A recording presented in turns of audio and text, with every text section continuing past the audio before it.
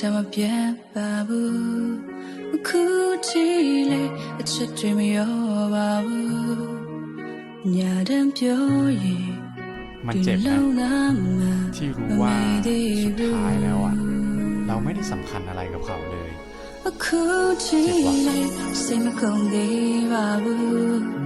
အခုချီလေစိတ်မနာတဲ့သေးဘူးညာ